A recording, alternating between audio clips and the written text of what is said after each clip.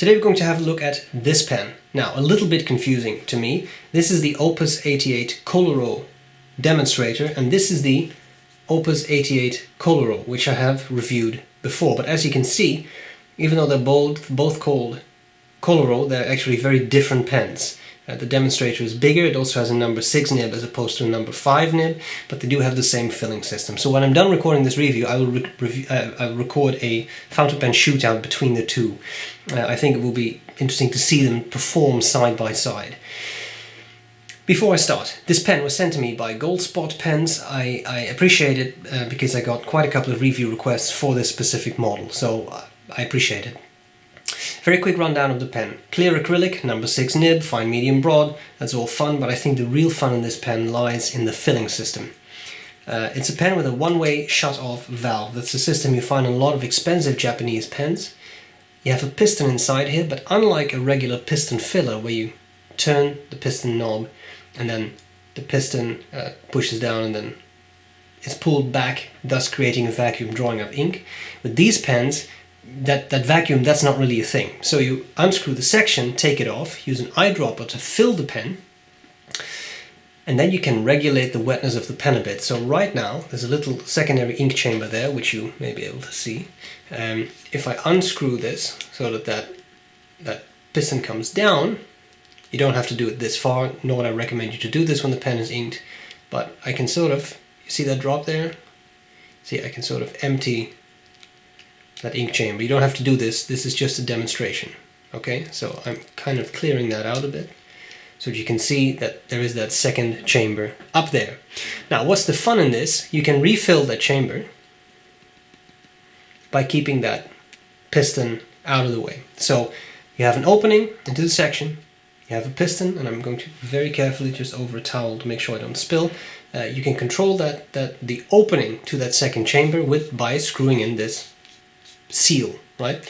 Or you open it up, and that way, if you leave it closed, once the ink in that secondary chamber runs out, the pen will stop writing. But if you open it up, there's a rich ink flow, and the further you open it up, the richer the ink flow gets. Now, don't expect too much. Don't think that the pen will go from a super dry writer to a super wet gusher. Typically, the effect, in my experience, is not that big, but you can regulate the flow of the pen a little bit.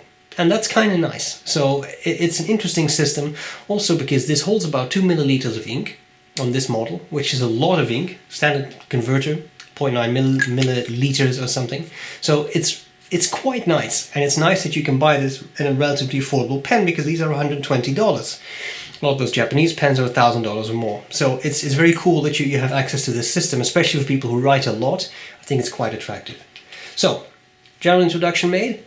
Let's look at the parts of the pen. After that, I'll do a writing sample, and I'll tell you what I like about it, what I don't like about this pen. Okay, so here we go with the Opus 88 Koloro Demonstrator.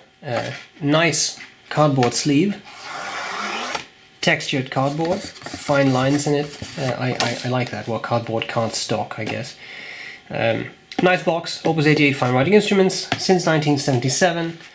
Comes with an instruction manual on how to ink the pen.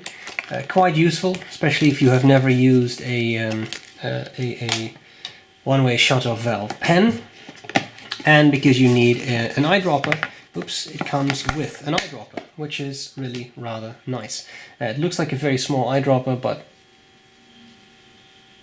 it's the gift that keeps on giving, because it's actually a very long tube.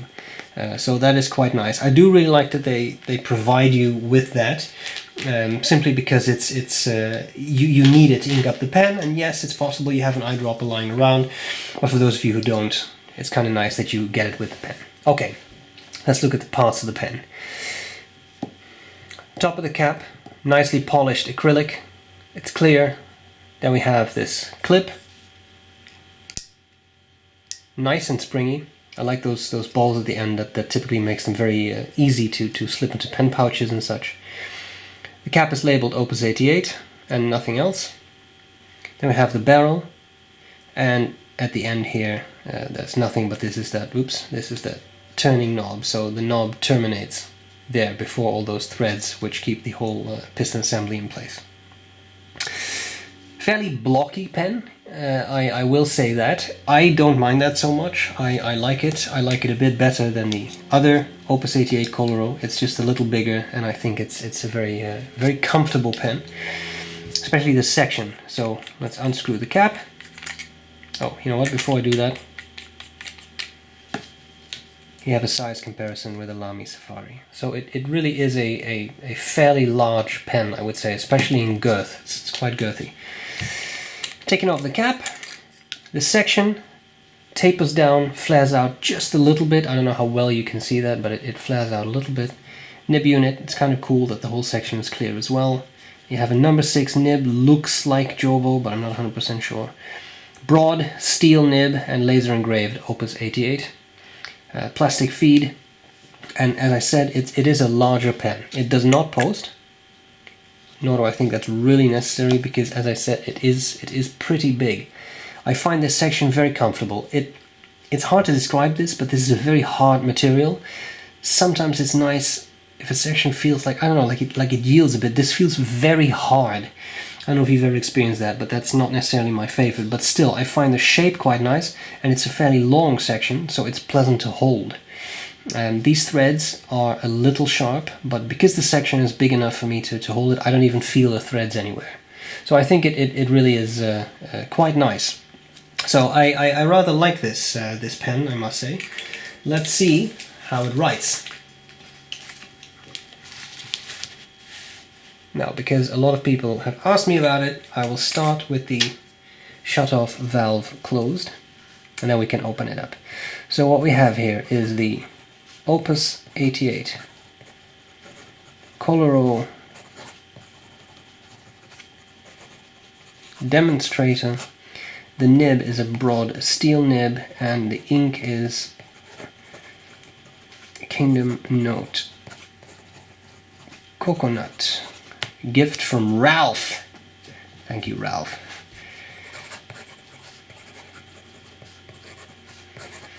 I have found this nib to be a little picky as to the angle under which you write. But right now, on smooth Rhodia paper, it's doing very, very well. Very nice, smooth writing experience.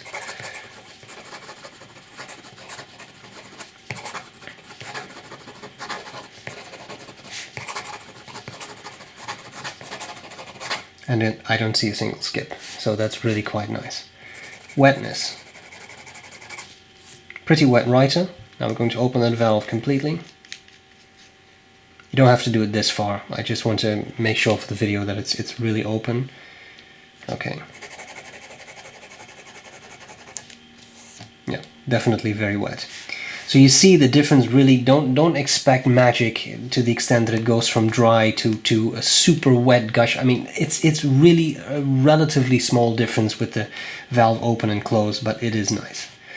Okay. As you can see, very, very careful, but there is not a lot of line variation here. It's a very stiff nib. And the final thing is the reverse writing, which works well. You sacrifice a bit of smoothness, but it's not terrible. You see the pen does start to run dry, but maybe 1, 2, 3 words you're able to squeeze out, and it does go from a broad to, I would say, a slightly skinny medium. So that's really not that bad. Okay, that concludes the writing sample. I think we need to see what I like about the pen and what I not like about the pen. So, let's do it.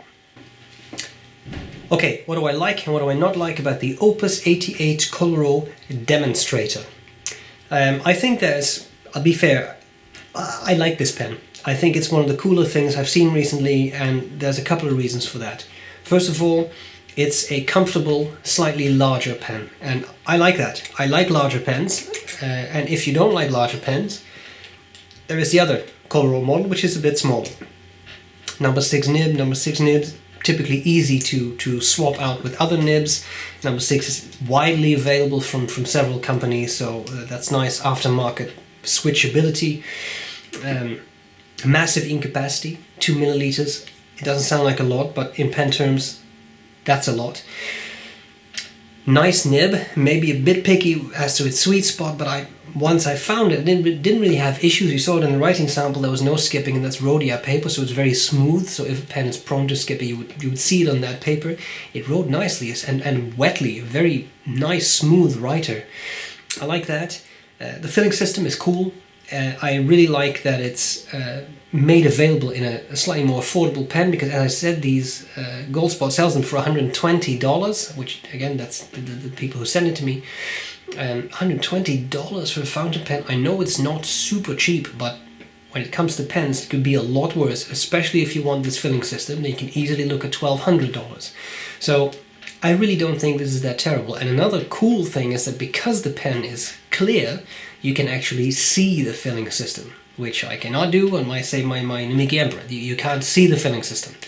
So it's very cool that you can see how it works, because it is neat, and as always, a Demonstrator eyedropper that's hard to beat. The sloshing ink, I think that will make many fountain pen lovers' heart beat faster. So, there is that. A couple of things I don't like so much. Nitpicking, the pen doesn't post. Does it really have to post? Not necessarily. It's definitely more than big enough to use unposted, but for some reason, with the clear cap, I think it would look kind of cool if you could post it up to this level. I just think it would look nice, but that's a bit of nitpicking.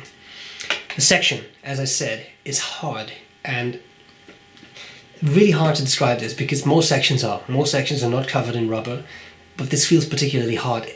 Hard to describe, but that's not.